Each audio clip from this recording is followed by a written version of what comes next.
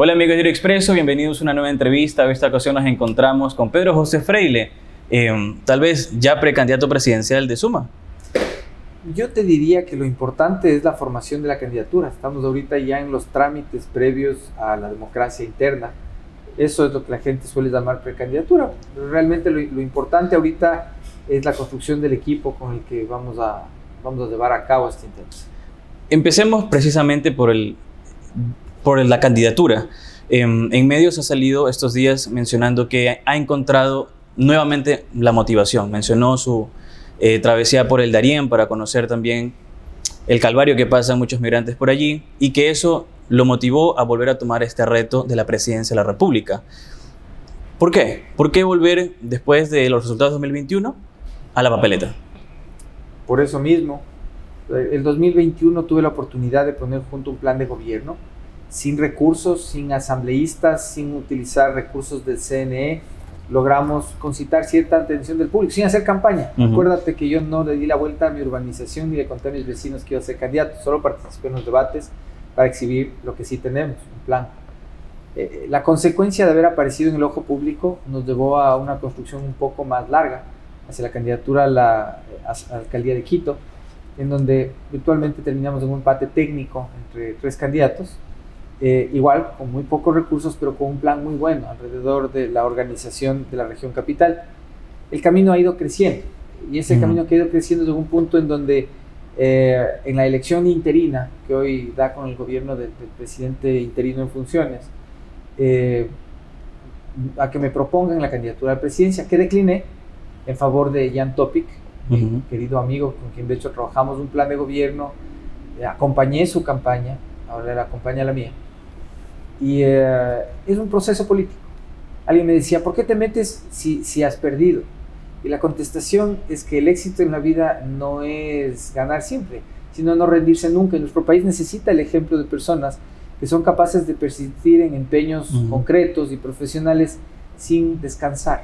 Entonces yo voy a participar las veces que sea necesaria, solo que esta vez entendemos que los números nos ponen en una posición distinta, que se va a evidenciar en pocos días, de hecho, respecto de lo que va a ser el resultado de las elecciones. Por otra parte, recordando precisamente sus dos candidaturas anteriores, 2021 caminó junto al Movimiento Amigo, 2023 en una alianza Partido Socialista Ecuatoriano con Suma, si no estoy mal, y ahora sigo con Suma. Sigue con Suma. Sigo con Suma y sigo con la aspiración de poder trabajar con el resto de partidos políticos con los que todavía no he... Pero lo tildan de bailarín por andar con una camiseta y otra. El Círculo Rojo tiene la necesidad de justificar esas cosas para una cosa que es como la prensa rosa. En realidad, a mí lo que me importa es que soy un liberal con conciencia de ello y mis planes jamás han cambiado un ápice de mi posición ideológica, indistintamente de las voluntades que pueda conquistar en izquierda, derecha, en Marte o en Venus. Eso no importa.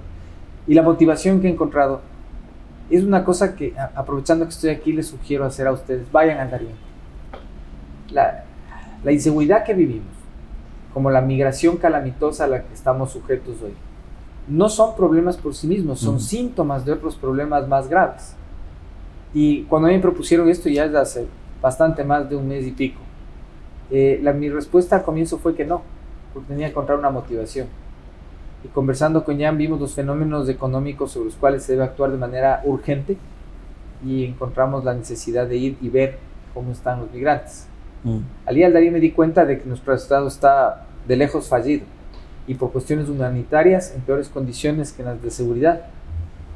Los ecuatorianos que logran pasar, hay muchos que pasan simplemente, pero hay muchos que para lograr pasar deben ser sujetos de extorsión, de prostitución, muchas veces de secuestro, de violación, y finalmente para sobrevivir tienen que convertirse en mulas y forman parte del narcotráfico. Y el Estado está haciendo nada al respecto, mientras las democracias que están más maduras moverían un ejército para rescatar a uno solo de sus nacionales detrás de las líneas de enemigos. Los ecuatorianos, por lo visto, podemos dejar que decenas de miles se vayan. Y estamos, no sé, pensando tal vez menos boca, más me toca, que mueran los que tengan que morir porque nos mandan remesas.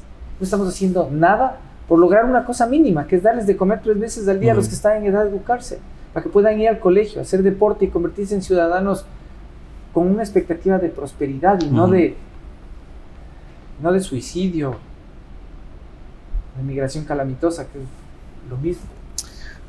Antes de entrar a la parte de contenido, porque al menos, ya lo abordaremos luego, parte de esa respuesta también mostraría que una eventual candidatura suya tendría tal vez un eje principalmente social. Pero antes de llegar a eso quisiera abordar, mencionó que sus principios, en lo que usted cree, no ha cambiado a lo largo de estos años, pese a que ha estado en diferentes tiendas políticas. No, no he estado en diferentes tiendas políticas. He trabajado con distintas organizaciones y voy a llegar a trabajar con todas las que existen. Por ejemplo, el plan de gobierno que trabajó con el Movimiento Amigo en 2021... Fue liberal. ¿Se va a replicar o va a ser en esencia lo mismo que podríamos ver en el 2025? El plan de gobierno del Movimiento Amigo evolucionó y se reflejó en el que utilizó Jan Topic en la última elección presidencial. Y obviamente ahora evoluciona a un momento distinto en esta elección. Porque el plan de gobierno para 17 meses que hicimos para la última campaña electoral, en realidad tomó parte de lo del 21, tomó partes de los del plan del gobierno que obviamente tenía el Partido Social Cristiano también, y creó un modelo de ejecución para 17 meses. Hicimos el ejercicio responsable de no encogerlo, sino dimensionarlo al tiempo en el que se podía hacer gestión. El nuevo plan, para 4 años al menos, en realidad vuelve al concepto original del 21 en el contexto de pensar que una verdadera planificación es de al menos 8 años. Entonces, el plan que estamos proponiendo es un plan que tiene 8 años de duración, que tiene 2 de manejo de recesión, 2 de recuperación económica y 4 de obras para la prosperidad. Ahora, implícitamente se podría hablar que si usted llegara a ganar la candidatura, para que el proyecto camine, tendría que estar 2 periodos para completar 8 años. Yo no, pero el proyecto sí. De hecho, parte de la misma lógica que me ha movido siempre está ahí. Para mí, un legado político relevante implica buscar gente más joven y mejor preparada que uno. Entonces, yo aspiraría poder ser la cabeza de puente para que otras personas más preparadas estén ahí. Y eso implica, desde este momento, estar trabajando con quienes puedan ser no uno, sino varios presidenciales. Puntualmente, ¿qué propuestas, si lo podemos englobar en esa palabra, se mantienen de lo que hubo en 2021, ahora en 2025, o bueno, lo que se haya transformado entre 2021 y 2023 con Jan Topic y 2025? Obviamente todo el aporte de seguridad de Jan es algo que yo tenía una noción de seguridad, si tú te acuerdas, en el 21, y fui el primero en manifestar lo que venía a nivel institucional, el tema del narcotráfico y su relación con la minería, el tema de la deforestación, ya hablamos de eso, pero no teníamos el conocimiento específico que Jan aporta a este tema, ya como un operador, ejecutor directo de un plan de seguridad. Eso obviamente es una faceta adicional y muy grande que tiene impacto directo en la creación de empleo, porque las condiciones de seguridad son mínimas para la creación de empleo. En la parte extractiva, que se criticó mucho de mi plan del 21, hoy el Ecuador enfrenta 2 realidades. Uno, la de un ITT cerrado, que no se puede recuperar, que de hecho tiene que cerrarse, pero con recursos naturales que tienen que reponerse. ¿Qué quiero decir con esto? Que tenemos que igual producir petróleo. El futuro de la humanidad sigue siendo fósil, y de hecho es más fósil que hace 4 años. Fábricas como la Mercedes-Benz están dejando de producir autos eléctricos porque son más contaminantes que usar combustibles limpios. Noruega y Suecia están invirtiendo $3 trillones en producir reservas adicionales de crudo y gas. Y nosotros, yo digo, por ventura de Dios, tenemos la posibilidad de explotar nuestro precretácico sin mayores reformas. Es una cosa que se hace con tecnología y es bastante limpio, y con reformas legales que puedan proteger la fauna y las comunidades del área de impacto, empezar a explotar el suroriente que está en la frontera con el Perú. Eso no ha cambiado nada porque los políticos no han tenido el conocimiento, o han tenido el conocimiento pero no ha habido alguien que les caiga con el billete para que pueda hacerlo. Entonces, yo veo que ha habido mucha corrupción en dejar de usar los recursos naturales. No es que han faltado empresas interesadas, otros países que quieran trabajar con nosotros, pero ha sobrado el interés de cobrar coimas, y es una de las razones por las que no hay inversión. Tenemos una lista específica que tiene que ver con el agro. Nuestro plan en esta ocasión, fuera de esta faceta extractiva, es muy agrícola, muy agroindustrial, y busca explotar los conocimientos propios que ha logrado desarrollar el Ecuador en industrias como el camarón, el banano y el cacao, para generar una relación directa entre lo cooperativo y lo corporativo, y aprovechar lo que en el sector privado se ha hecho con eficiencia a nivel corporativo para integrar la economía popular y solidaria en esas 3 comidas al día que el Estado tiene la obligación de garantizar a los jóvenes desde básica hasta bachillerato. Aprovechar para que hagan deporte y tengan oficio. No sé si todos van a poder ir a la universidad, los primeros 2 años son de recesión, pero sí podemos hacer este tipo de cosas que además nos facilitan en el ámbito económico, no solo atraer inversión, porque de hecho no va a llegar inversión si primero no lidiamos con nuestras deudas.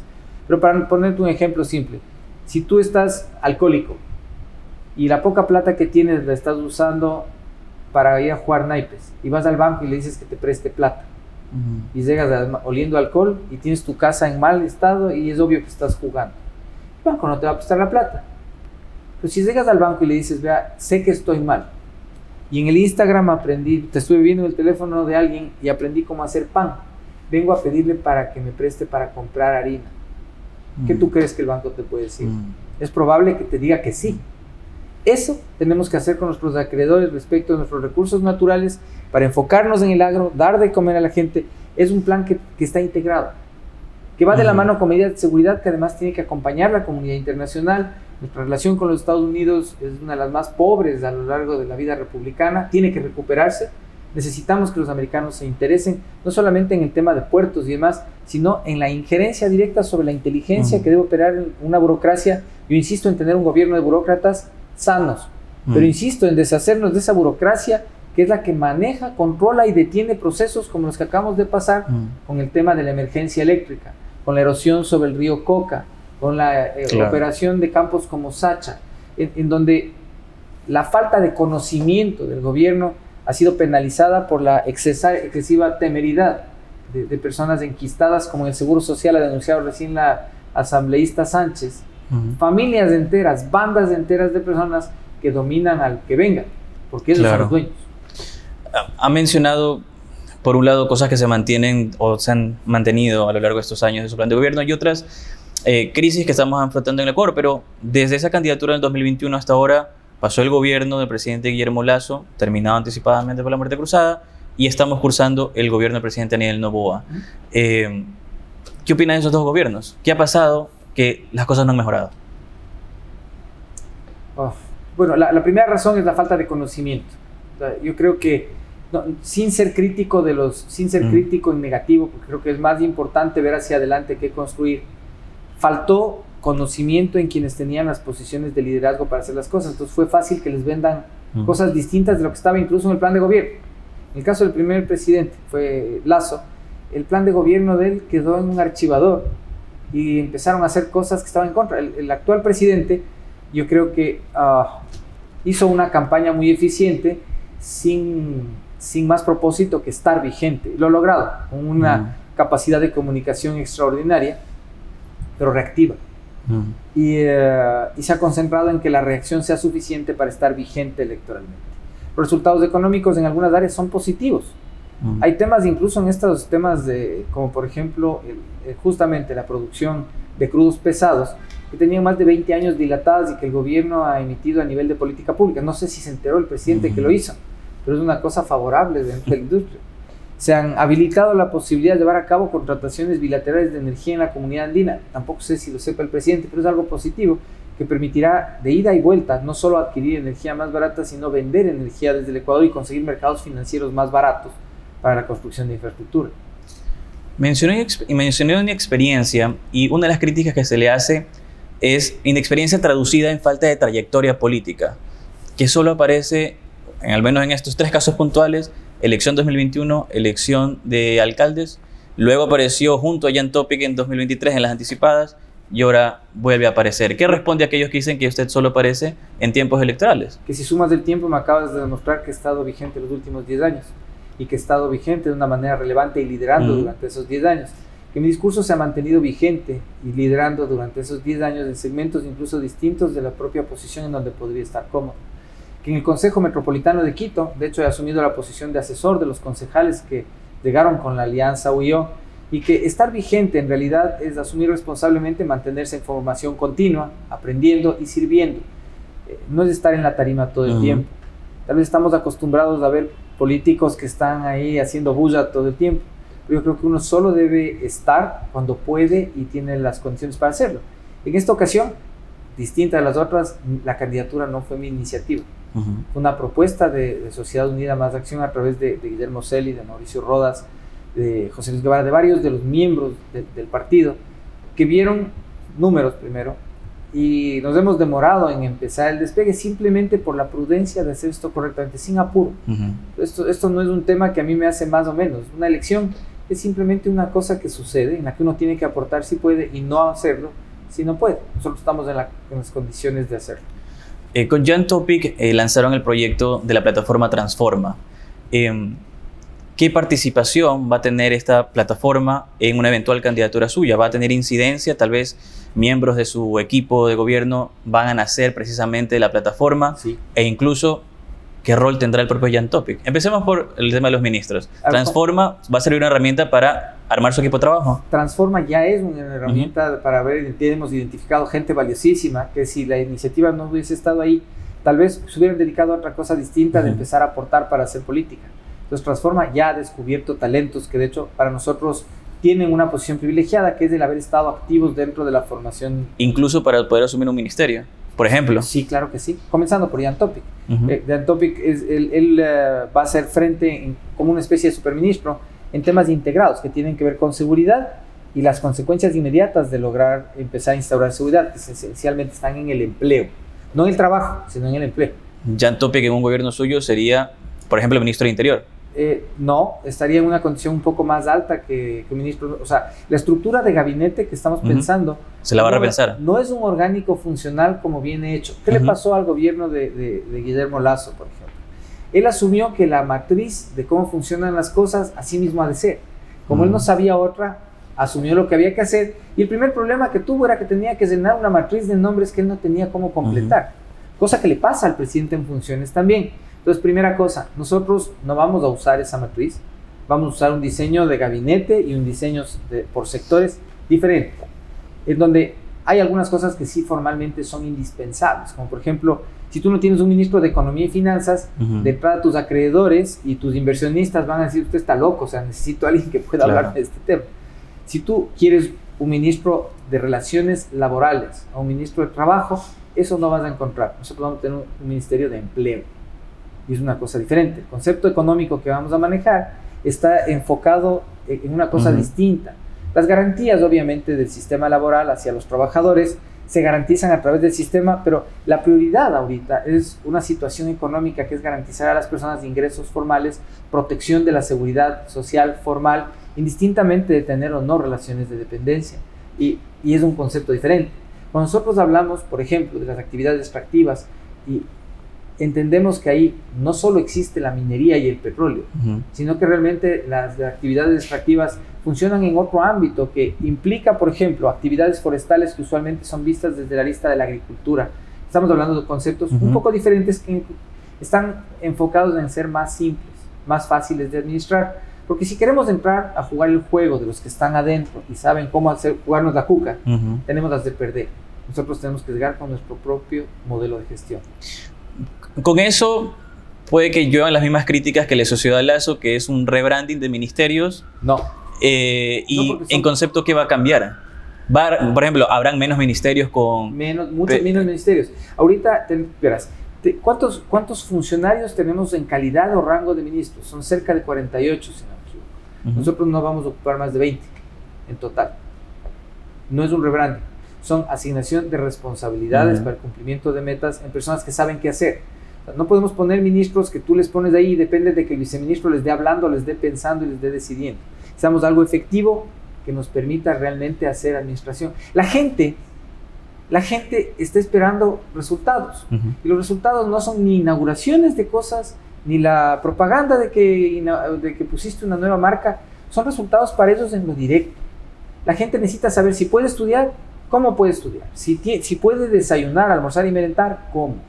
Para hacer esas cosas, lo menos importante es cómo se llaman los ministerios. Si las marcas son de colores o si hiciste un cóctel para inaugurar la iniciativa correcta. Aquí en este mismo micrófono, me acuerdo que fue la primera vez que hablé de mi inconformidad con los ODS. Estamos por llegar al 2030 y el hambre es cero y todas las cosas que son cero se fueron por atrás, por algún lado lejano. Casi digo el trasero. Pero en realidad no se van a cumplir y no hay manera de que se cumplan. Tenemos que nosotros ponernos unas metas realizables para nosotros. 2 años, 4 años, 6 años, 8 años hasta que el país empiece a caminar en ciclos más largos. Y para eso, si los ministerios se llaman el ministerio 1, 2, 3, 4, es suficiente. Otro tema complicado, al menos en el contexto del presidente Noboa, es quién va a ser su fórmula. En el caso de oficializar su candidatura, ya tiene visto quién va a ser su vicepresidenta y qué rol va a tener. Primero, no es un asunto que pueda haber yo solo. La vicepresidenta de la República, que por fuerza es no él, efectivamente es un presidente alterno. La Constitución de la República del Ecuador, que a mí no me gusta para nada, pero es la que tenemos, dice que el vicepresidente de la República tiene las funciones que le asigna el presidente, pero tiene una primordial, y es ser el presidente en caso de falta o ausencia del presidente de la República. Por lo cual, hacer que la vicepresidente haga algo distinto que el presidente es gastar la plata de la gente. Que tenga un edificio aparte, sea una institución aparte de la presidencia, ya es una cosa pomposa, ostentosa y absurda. El vicepresidente tiene que estar con el presidente, ser parte de la presidencia y poder funcionar como lo que es, un alterno. ¿Está de acuerdo entonces con la reestructuración que, por ejemplo, hizo el presidente Noboa de la vicepresidencia? ¿La redujo? No, porque es insuficiente lo que hizo. Creo que lo que él ha hecho es reducir algo que realmente debería no solo ser un adscrito, sino parte de la presidencia. Y creo que de hecho hasta por el uso físico de las dependencias que tienen hoy las dos entidades, en realidad debería ser una sola cosa. Y en ese sentido, la vicepresidente, aspiro a que no sea alguien que me acompañe, sino alguien que pueda, con gusto, permitirme acompañarle en la gestión que vamos a hacer juntos. ¿Y qué responsabilidades le va a dar una vicepresidenta? En concepto, las mismas que tendré yo.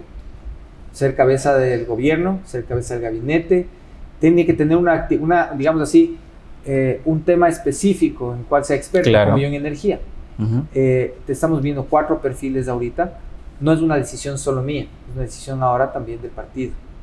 Y esperamos, de hecho, antes del 11 de agosto, que son las primarias, de hecho va a estar dada esa decisión, poder poner en escena la explicación de nuestro gabinete, con los primeros ministros, gestores de cada una de las áreas más importantes, porque lo que creemos que todos los partidos deberían exhibir, no al presidente o al binomio, sino a las personas que se van a hacer responsables. Y en el peor de los casos, le damos la opción a todos los demás de saber quiénes tenemos y con quiénes podrían contar indistintamente quién gane el gobierno. Nosotros vamos a estar a las órdenes de la República del Ecuador siempre. Solo para precisar la respuesta de la vicepresidenta, para usted, tomando en cuenta que es una decisión que deben tomar con el partido, ¿cuál debería ser la especialidad que tenga su vicepresidenta? Lo que pasa es que el perfil correcto del servidor cívico es cualquiera que se haga de expertise de ella mientras pueda hacer lo mismo que yo. O sea, si yo ya soy un experto en energía, es ocioso que también sea un experto en energía. Podría ser un experto en economía, en producción, podría ser un experto en agricultura, podría ser una experta en seguridad social, podría ser una experta en inversión extranjera. O sea, hay varias cosas. Sí es importante que tenga un área de expertise propio. Eso sí es básico. Que sea mujer, que esté en buen estado físico, porque esto va a ser duro. No la campaña, sino el gobierno. Y que si me pasa lo que sea a mí, esté ahí lista para no detener la vida del gobierno. ¿Qué característica, rasgo va a tener un eventual gobierno de Pedro José Freile? Mencionó en un principio que encontró motivación en la travesía que muchos migrantes pasan en el Darién. Tal vez lo social sea lo que más vaya a trabajar, o cómo entiende el tema social, porque también tiene algunas aristas que tocan, ¿no? Bueno, lo social es lo primordial en este instante, porque vamos hacia una recesión. Los esfuerzos de lo que se consigue en lo económico tienen un solo propósito, y es afianzar la cohesión social. La cohesión de nuestro país es básica, porque a donde vamos es a empezar a matarnos entre nosotros. Entonces, ojalá yo pudiera decirte que vamos a dar un salto dialéctico y lanzar cohetes al espacio y demás. Lo que necesitamos es cohesionar la sociedad y sí educarle para el salto dialéctico que va a dar toda la humanidad en esta 4ª revolución industrial. Y a partir de que de aquí a un mes o algo así esté el ChatGPT 5, hay que empezar a pensar los oficios. Por ejemplo, los que somos abogados tenemos que empezar a pensar que si nos gusta el pensamiento es mejor ser filósofos o cualquier otra cosa. Y que quienes tienen trabajos de cuello azul, como yo digo, de overall, van a ganar más que los que tenemos trabajos de cuello blanco. Hay que prepararnos para eso. Y es por eso que la educación, la salud y la seguridad siguen en la base de todo. Entonces, la característica de lo nuestro, lo único que va a hacer es dar un pequeño giro, entendiendo que la economía es lo principal, a atender lo social, la base social y la cohesión social como primordial. En el caso de que no gane estas elecciones 2025, ¿podríamos esperar volver a verlo en una próxima papeleta? Claro que sí. Acuérdate una cosa, mi expectativa es, sean los cargos que ocupe, los libros que escriba, las cosas que haga, estar, si Dios permite, a los 70 años en el mejor punto de mi vida para la política. Pero mientras tanto, sí, espero ser presidente en estas elecciones. Y si no lo soy, espero poder contribuir con quien sea que gobierne, con el equipo que estamos formando y el plan que estamos escribiendo. Por ejemplo, ¿aceptaría un ministerio en el caso de que lo invite el presidente electo o quien sea en 2025? Sí, claro. Si es que son unas cosas que puedo hacer. Si me dice que sea ministro de deportes, estamos fregados, porque apenas ya hago algo de deportes, entonces no sería muy útil. Pero si fuera algo que tiene que ver con educación, con energía, bueno, ahora también con endeudamiento, cualquiera de esas cosas podría ayudar. Gracias por el tiempo, estimado Pedro José. Gracias. A ustedes siempre gracias de Expreso y les pido una cosa, pídanles a los candidatos que exhiban sus gabinetes durante este periodo.